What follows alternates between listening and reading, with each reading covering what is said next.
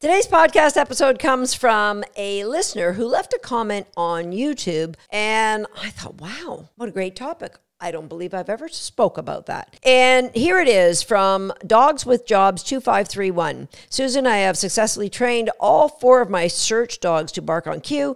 It's part of their search sequence when the subject is located. My current German Shepherd training in personal protection is the quietest Shepherd I've ever had. I work with tug toys and cut up hot dogs to build frustration. No luck yet.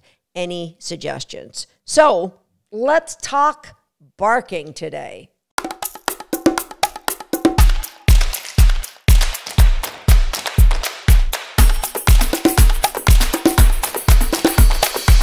Hi, I'm Susan Garrett. Welcome to Shaped by Dog. I know most of you listening to this want the episode on how do I get my dog to stop barking. Because you, like me, we have family pets that we just don't want to vocalize. But some people have dogs that barking is an integral part of what they do for their dog job. So when I saw this question on YouTube, I thought, well, first I'll go through how I teach a dog to speak. And let me tell you, I taught my dog this to bark on cue about 1.5 years ago. And I did that specifically to help build more drive in her. But other than this, I have not taught a dog to bark on cue for decades. I honestly don't even remember the last dog that I taught it to. So for me and for many of you listening to this, barking on cue is kind of like a parlor trick. Plus, barking is something I'd kind of like my dogs to not do. Yes, if there's a reason to bark, like there's somebody at the door, yeah, let's have it. A big bark party. But any other time, I'd rather have the peace and quiet of non-barking dogs. So when I saw this question, I thought, let's first talk about why a dog would bark. A bark from a dog is an expression of an emotional state. So a dog may be fearful. They maybe want to show a sign that they're afraid, what we refer to as alarm barking or fear barking. They may bark because they're super excited. Someone's home that they love. They may bark because they're alerting us to a potential danger, like I saw the postman walking by the front door. You never know. Could be dangerous. They may bark because they're frustrated, that they are stuck in a room and they need to get out. They may bark because they're jealous. Somebody's getting something they want, or other dogs are running and I want to run. So it's an expression of emotional state, but specific emotional states. Like your dog isn't going to bark because they're comfortable. Well, tater salad, maybe. No. But most dogs aren't going to bark when they're like relaxed or content, or they're not going to bark to announce they're tired. And so knowing barking is often triggered by an emotional state, how are we going to get a dog to bark on cue? Well, we're going to pick an emotional state to create artificially to get a dog to bark so we can reward them for it. Now, this is something I particularly would use a clicker for because I would like to mark the moment of time of vocalization. You may want sustained barking, like a duration bark, especially for search and rescue for an alert. You may want continuous barking. And so you want to eventually get to the reward doesn't come until you bark, 5, 10, 15 times, whatever your pleasure is. However, if we want to shape barking, we are going to isolate anything that is vocalization or even non-vocalization. For example, we may stimulate that emotional state that triggers excitement or frustration and then select for a dog puffing their lips or opening their mouth and whining or air snapping.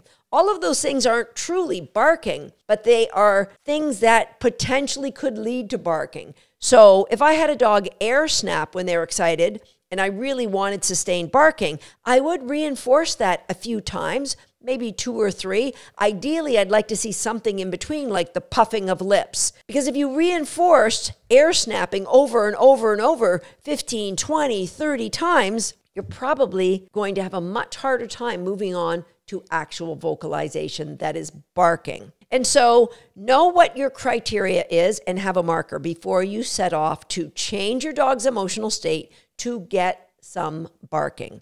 So let me tell you what I do. Of all the emotional states that we can trigger, we're all going to rule out fear. We do not want to create an extreme case of fear just to get our dog to bark so that we can click and reward that. So that one is completely off the table. So what are we left with? We're left with frustration, excitement, and jealousy are the biggies. I personally will go to excitement first. I will try to create an excited state that will create barking. And I would like it away from things I don't want. For example, say you have a dog who gets excited when they're in the car and they see another dog and they start barking at the window. I don't want to click and reward that because honestly, I just don't want more of that, right? And so when does your dog get excited? With Thissy, I took her into the building away from the other dogs and I knocked on the window and said, "Who's there? Come on in." And that got her barking low because there was no other dogs to join in on the party. But I got a little bit of a woof, which I clicked and gave her a super high value reward. I continued that, and eventually the knock got 1, 2, 3 barks.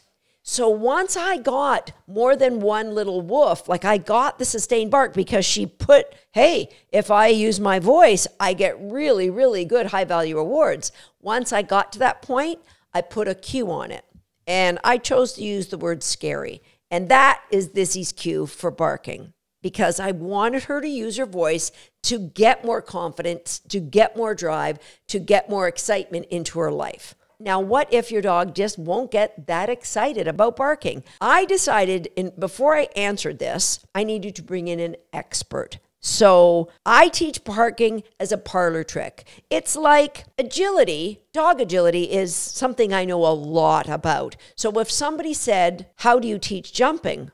Well, that could take weeks and weeks and weeks to explain because of all the nuances of really good jump work. But anybody listening to this, I bet you could teach your dog to jump over a broomstick. So that would be a parlor trick. The jumping that I teach for agility is far more detailed. The barking that somebody teaches for, say, search and rescue or protection work, that is no parlor trick, my friend. That is nuanced, very detailed behavior. And so I thought, who do I know that knows very nuanced, detailed behavior? My friend Matt Folsom over at the Modern Malinois. So I texted him today and I said, "Hey, Matt," read him the question. And I knew Matt had already sent me a video last week of him teaching his 7-week-old puppy, not 1, not 2, but 3 of them, how to bark on cue individually. Actually, he sent me a video of one of his puppies barking at him and then switching and barking at a toy. Like, mind blown. It wasn't even 8 weeks old. So he has an entire litter of puppies. 3 of the 8 of them were barking on cue before they were 8 weeks old. And Matt teaches protection work. And so barking at an assailant, suspect, the bad guy is important. They need to bark. They need to bark on cue, and they need that steady stream of bark. Far more detailed barking than Parlor Trick Girl knows about. So I said, "Matt, this is the question. What would you suggest?" And he said, "Well, there's all kinds of different ways that I teach barking." Yes. Much like me, he definitely uses excitement. He said, if that doesn't work, you can get something that the dog really, really wants. And that's where frustration comes in. Maybe you have them on a leash. Maybe you have them behind a gate. Maybe you have them in a crate. Matt just said, get them excited and don't let them have it. So if they have a favorite toy, you're playing with a favorite toy, maybe it's a flirt pole. So you can have somebody hold the dog, or you can tie them up, putting them behind a gate or in a crate. Maybe you don't want them to rehearse getting reinforced for barking in a crate. Maybe not the best idea, but the frustration of a barrier will trigger barking in many dogs. So you can try putting them on a harness and having somebody hold them back while you play with a favorite toy. Sometimes, and Matt said with his puppies, it was just using their favorite food. Sometimes it's just withholding their dinner. You've got their dinner. Ho, ho, ho. What is this? This is so exciting. You could get vocalization from that and then give them their whole dinner.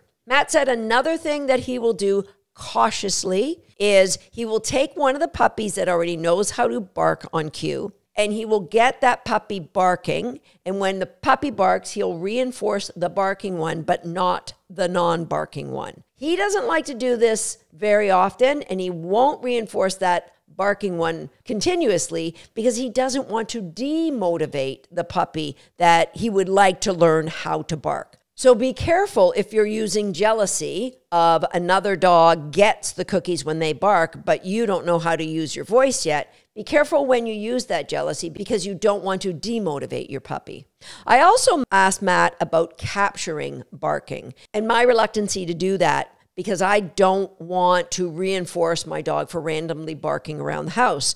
This is what Matt said. Really good take. He said, I don't mind capturing barking. And what do we mean by capturing? If you know the dog will bark at X, like mom's coming to visit, they see mom through the window and they start barking, capture that, click and reward that. Ask mom to go out of sight, mom comes back in sight, click and reward that. So Matt said he doesn't mind capturing and reinforcing barking once in a while. And he's not concerned that that would lead to demand barking for a week or two because it eventually will fade away when it's not reinforced. And so capturing is something else that you can do. Think about times when your dogs are super excited or frustrated or jealous. And those are times that you can mark and reinforce on your way to getting your dog to bark on cue. Now, once you get a little bit of vocalization, you can withhold and get 2 barks and then reinforce at a higher rate and then go back and reinforce 1 bark and then withhold until you get 3 barks. Then go back and reinforce 1, maybe 5 or 6 or 7 times so that you keep the strength of that bark. Be careful that you do not add a cue too early. Do not add a cue until you've got a really sustained bark at whatever that excitement or frustration is for your dog. Remember, I always go to excitement first. I'd much rather create that state and reinforce it than I would frustration. But sometimes frustration works better. Just know if you're frustrating a dog and causing them to vocalize, that I wouldn't do that on the regular every day because really, who wants their dog to be frustrated? Sometimes it's necessary when you're trying to create this behavior, but try the excitement route first. I want to thank Matt and his amazing puppies for helping us out here to answer this question. And just know there is something. Like maybe your dog, when you go to pretend to throw a ball, might start barking. There's something in your life that you maybe are not thinking of right now that will cause your dog to bark in excitement. Use that, grow the behavior. Before you know it, you either have a parlor trick and then you have a sustained bark that you're using in the line of work you're choosing with your dog. I'll see you next time right here on Shaped by Dog. Cooker spam. Now he's diving in. It's time for you to dive into some fresh content. You're not going to know it's there unless you hit the subscribe button. And be sure to turn on the notification bell so you'll never miss another video. And if you're already a subscriber, well, let's have a party for you. A little bit of reinforcement.